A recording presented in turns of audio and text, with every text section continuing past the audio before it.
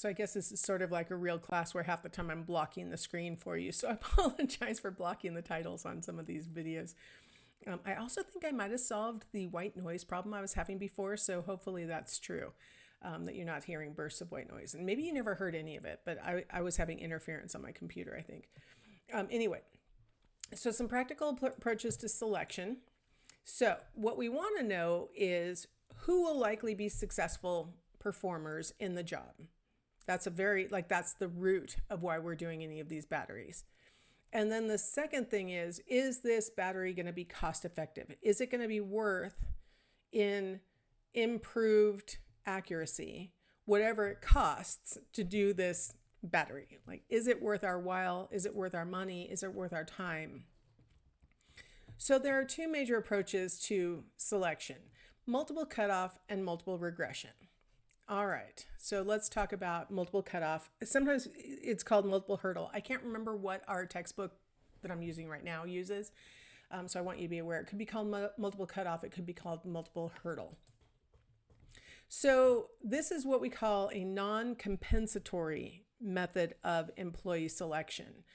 What that means is that there are cutoffs for each predictor.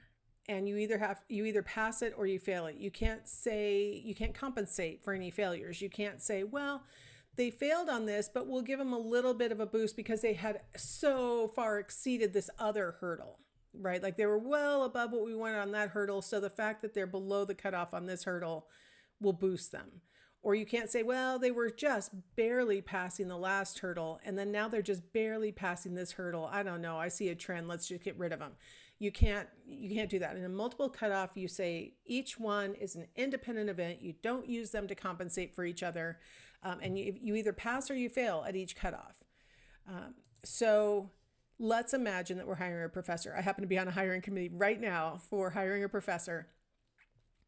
And there are multiple cutoffs. Oh my gosh, we were all kind of mad at whoever wrote this ad because there were so many cutoffs. So let's say, and this is not necessarily representative of what's happening in this committee, that there are these cutoffs, that you have to have at least a PhD. I have to say that is the cutoff. There is that requirement. There's an interview score where you have to have at least 30 out of the total points possible for interview performance.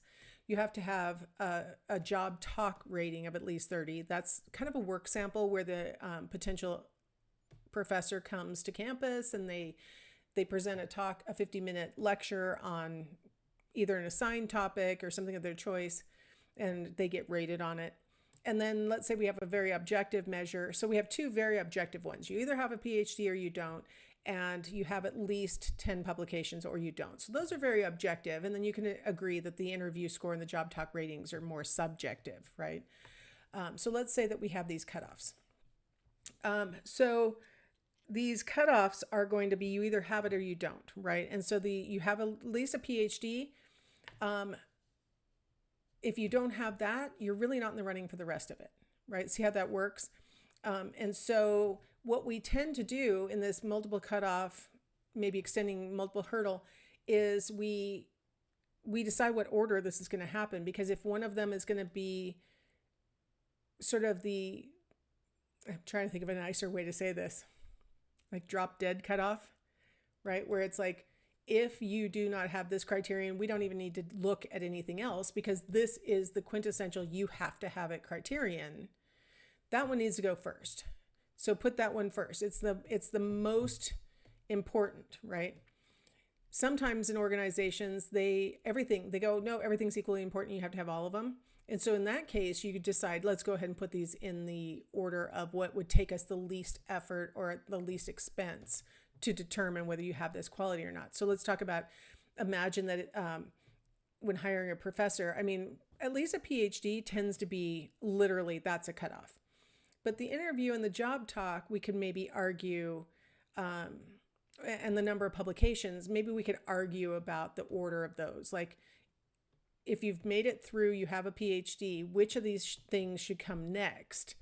A lot of times what we'll do next is count up the publications, because that doesn't cost us anything, just a little bit of time. At the same time, we're looking to see if they have a PhD. We also look at their list of publications on their Vita, and we can count those up and include or deny. So that might come next, right? Because it's so inexpensive to administer. So like the PhD cutoff, that's critical. You have to have it. So maybe that's why it comes first.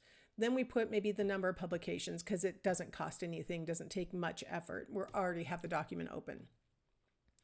Now the interview score versus job talk. Well, interviews can be conducted on phone or interviews can be conducted on Zoom. And so they don't cost as much, they cost us in time, right? So we tend to schedule the interviews next and hold those via whatever remote method to decide who then we invest the most into, which is the people who are coming to campus to give a job talk.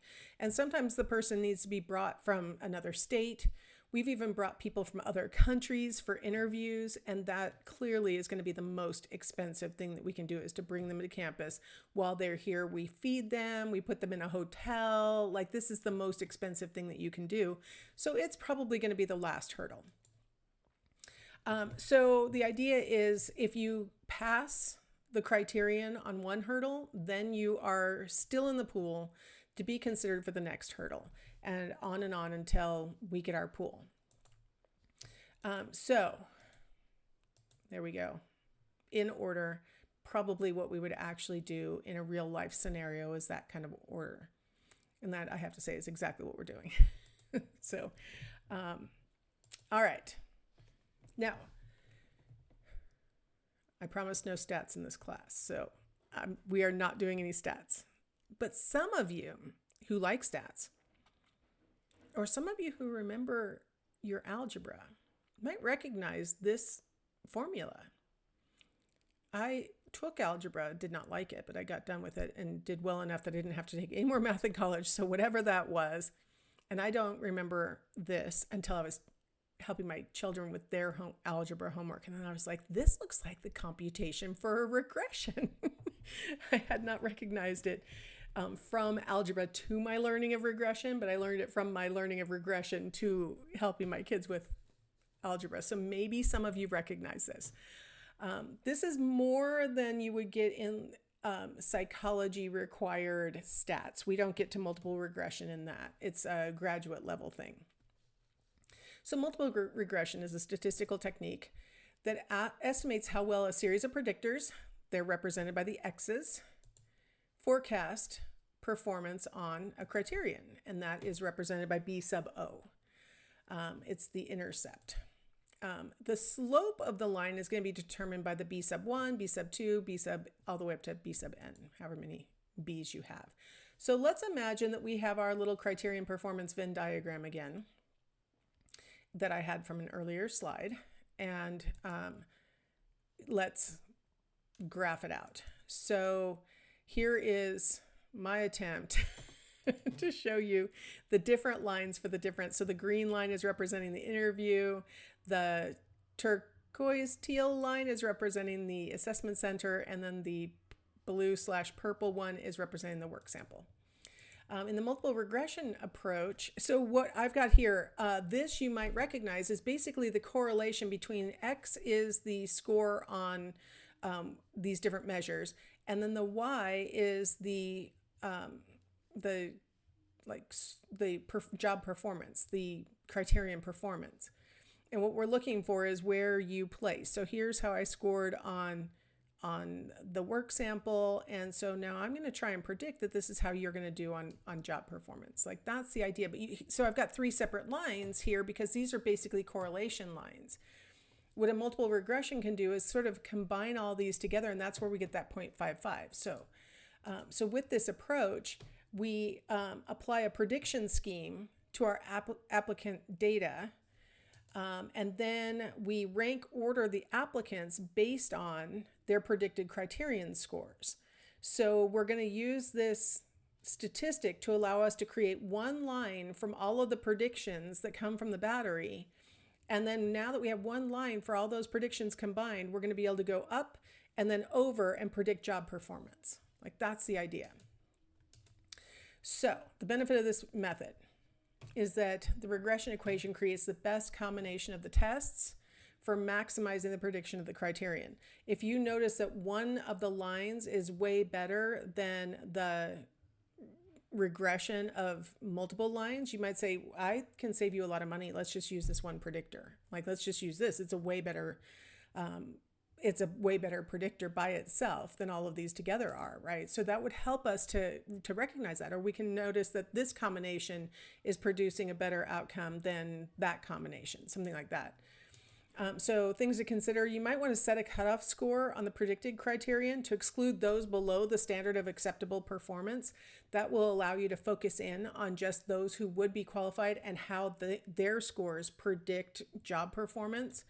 But you might still want to, within each individual predictor, still set off some minimum cutoffs. One risk with that is something I mentioned with regard to the SAT in a previous lecture, is that that's what colleges do. They have a minimum cutoff for SAT, those schools that use it. And what that does is it narrows the range of SAT scores, which then makes it look like SAT doesn't correlate with GPA in the first year of school, which is basically what we're trying to do here, right? We're using SAT as a predictor for college performance. So if we have minimum cutoffs that are too narrow, we could end up narrowing our prediction range so that it no longer looks like it correlates with job performance. So you don't want to have super minimum cutoffs. You'd like them to be like, for sure, I don't care how you guys would have performed, we were not going to let you through kind of thing. And not people who are maybe on the bubble and maybe should have been, hired or maybe should not. So when we talk about the usefulness of selection processes, there are, a lot of factors that go into that utility, that usefulness. So usefulness is how well it's working plus how much does it cost, right? And remember, when we talk about cost, we're not just talking about money, we're also talking about time, because time is money, right? In order for anybody to implement the battery, we have, even if these are salaried employees, they could have been doing something else, right, besides administering this battery. So we talk about time as much as we talk about money. So factors that go into it: decision accuracy, validity, the base rate of the trait in the population, and then the selection ratio are all factors that help us to decide whether this battery was useful or not. So let's talk about that. Decision accuracy. So here we have on the x-axis the predictor battery. Let's say that this line, the vertical line in the middle, is the defining line between rejecting this applicant or hiring this applicant. Okay, so we'll have that line going that way.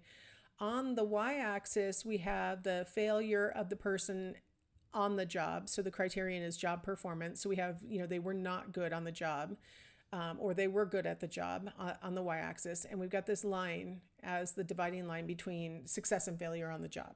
So we have these quadrants. So we have what we would call correct rejections, where we have people who scored low on the predictor battery, but for whatever reason, maybe we hired them anyway, and we find out that, they actually failed on the job. That predictor battery said they were going to fail, and they in fact did fail.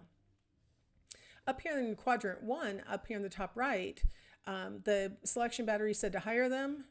They were successes on the job, so we call these hits. Quadrant 3, we call false alarms. The battery said to hire them, but they were not good at the job. And quadrant 4 is what we call misses, where the battery said not to hire them, but they would have been good at the job. So we can calculate out the decision accuracy with some little math, right?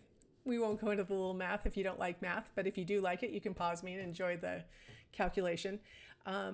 The goal is to maximize quadrant 1 and 2. We want correct rejections of people who would not have been successful on the job, and we want correct hirings of people who would have been successful on the job. We want to maximize the hits and maximize the correct rejections, and we want to minimize the misses, right? The times that we didn't hire somebody who would have been great at the job, and we want to minimize the false alarms when we hire somebody who turns out not to be good at the job.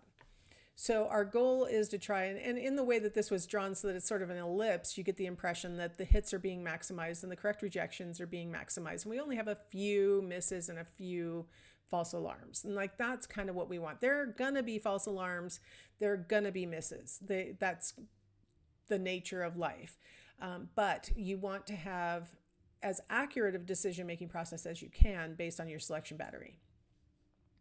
All right, I feel like that's a good time to take a little break, and we'll come back and talk about maximizing hits and correct rejections while minimizing misses and false alarms in the next video.